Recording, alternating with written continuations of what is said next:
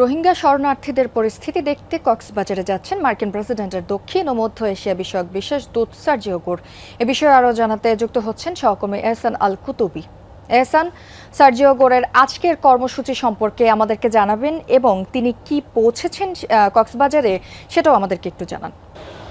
যদি তিনি হয়তো কিছুক্ষণের মধ্যে কক্সবাজার এয়ারপোর্টে তাকে বহনকারী যে বিমানটি সেটি ল্যান্ড করবে এবং আমরা সেই অপেক্ষায় আছি। আমরা যতটুকু জানি 11টার মধ্যে তিনি এখানে পৌঁছাবেন।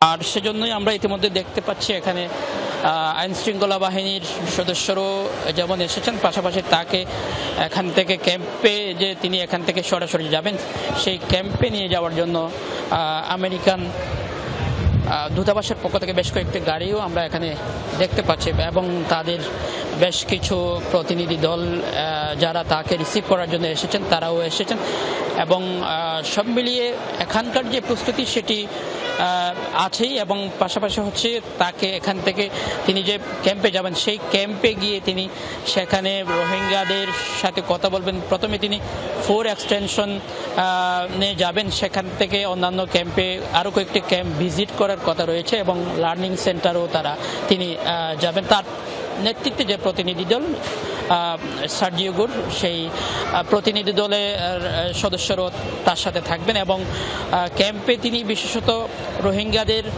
যে সমস্যা এবং তাদেরকে দেশে ফেরত নেওয়ার প্রত্যাবাসন সহ বিভিন্ন বিষয় নিয়ে তিনি রোহিঙ্গাদের সাথে কথা বলবেন, রোহিঙ্গাদের বাচ্চাদের সাথে তিনি কথা বলবেন এবং রোহিঙ্গা প্রতিনিধি দলের সাথে তিনি কথা বলবেন।